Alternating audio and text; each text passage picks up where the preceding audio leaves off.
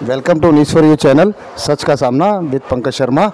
आज आपले पाहुणे आहेत युगंधराजी साळेकर, हे आपले दक्षिण मुंबईच्या महिला विभाग प्रमुख आहेत, शिवसेना उद्धव बाळासाहेब ठाकरे या गटाचे। मी थोडंसं त्यांच्याबरोबर चर्चा करणार आहे दक्षिण मुंबईतल्या महिलांच्या विषयावर। बहिणी, आपले स्वागत आहे आमच्या चॅनलवर। थोडंसं महिलांसंबंधी, महिलांची सुरक्षिततेसंबंधी दक्षिण मुंबईची आत्ताच्या परिस्थितीवर जरा भर टाकाल का? महिलांच्या सुरक्षेसंबंधात म्हटलं तर खरं तर आपण मुंबईमध्ये राहतो आणि मुंबईच्या पोलिसांचं खरोखर मनापासून कौतुक करावं की आज जेवढे बलात्कार किंवा ज्या घटना इतर राष्ट्रामध्ये होत आहेत, म्हणजे साधारणतः पुण्यामध्ये मला वाटतं की एक मिनटाला केसेस होतात, तसं मुंबईमध्ये नाही। मुंबई खूप सिक्युअर आहे आणि मी खरं तर मुंबई पोलिसांचे मनापासून आभार मानते, कारण आमच्यासारख्या राजकारणात काम करणाऱ्या महिला आमच्या घरातून बिनधास्त का सोडले जातो, आम्ही रात्री अपरात्री पण घरी येतो, पण फक्त मुंबई पोलीसवाल्यांवर डिपेंड आहोत आणि आम्ही सेल्फ डिफेन्स पण आहोत आणि मुंबई पोलीसवाल्यांचे आम्हाला सिक्युअर आहोत, म्हणून आम्ही महिला तरी मुंबईमध्ये सुरक्षित आहेत माझ्या मते। धन्यवाद।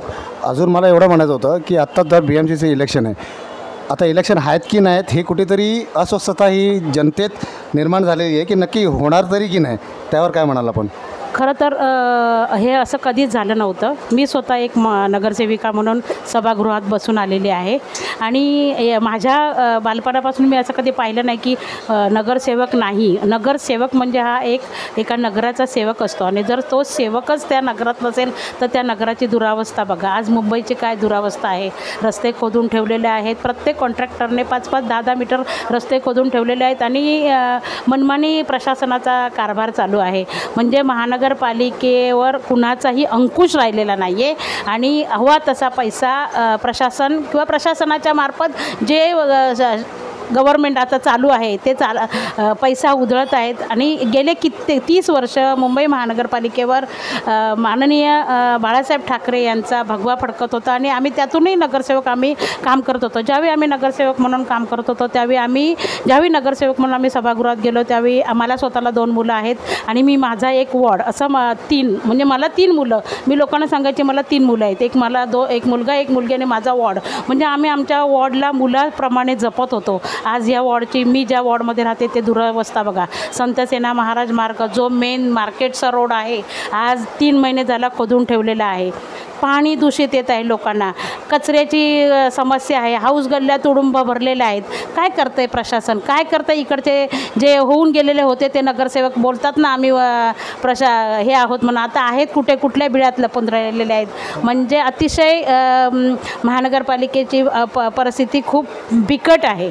आपण स्वतः माजी नगरसेविका होतात त्यामुळे तुम्हाला माहितीच असेल, आता जर नगरसेविका जरा पण नाही आहे तर नक्की याच्यावर कंट्रोल आणि कसं काय हे म्हणजे सगळं चाललं आहे कारभार?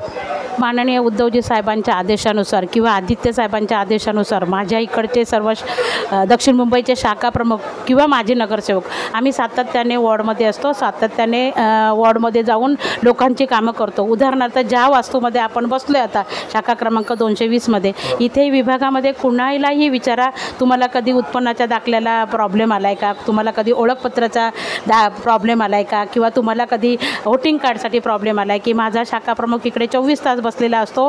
तो इतर आमदारांच्या, आता नगरसेवकांचे इन्कम सर्टिफिकेट चालत नाही, आमदारांचे इन्कम सर्टिफिकेट आणतो की माझे, जेणेकरून वॉर्डमधल्या लोकांना कुठे बाहेर जायला लागलं नाही पाहिजे आणि माझ्या विभागातल्या लोकांना गैरसोय झाली नाही पाहिजे, हे मी माझा शाखा प्रमुख जातीने काळजी घेतो। माझे शाखा प्रमुख किंवा माझ्या उपशाखा प्रमुख आहेत, सकाळी उठल्या पहिलं त्यांचं राऊंड असतं, कुठे कचरा आहे, कुठे हाऊस गल्ली भरली काय, तुम्ही कुठेही विचारा, माझा शिवसैनिक हा अजूनही नगरसेवक म्हणून वॉर्डमध्ये काम करतोय।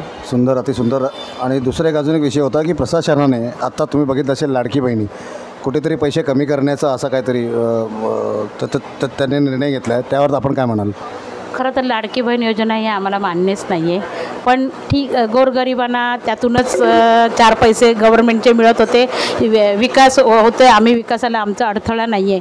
पण तुम्ही ह्या हाताने द्या आणि ह्या हाताने काढून घ्या, चुकीचं आहे. आता तुम्ही गॅसचे दर वाढवले, सगळ्यांना टॅक्स लावले आणि त्या लाडक्या बहिणींना 1500 रुपये देऊन का तुम्ही हे करताय? त्यांची इज्जत काढण्यापेक्षा त्यांना न दिलेले बरे आहेत. त्यांना रोजीरोटी कमवण्यासाठी काहीतरी यंत्रसामुग्री द्या, काहीतरी उद्योग द्या.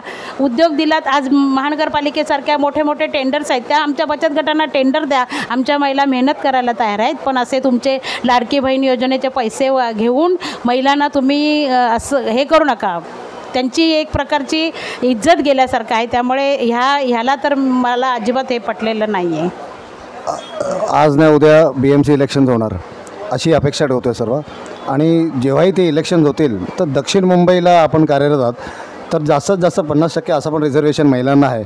तर जास्तीत जास्त तुम्ही म्हणजे कसे काय प्रयत्न करू शकाल की जास्तीत जास्त महिला दक्षिण मुंबईवर नगरसेविकासाठी उभे राहतील? गेले कित्येक वर्ष तर मुंबई महानगरपालिकेवर महिलांचंच जास्त निवडून येतात आणि महिला प्रामाणिकपणे काम करतात.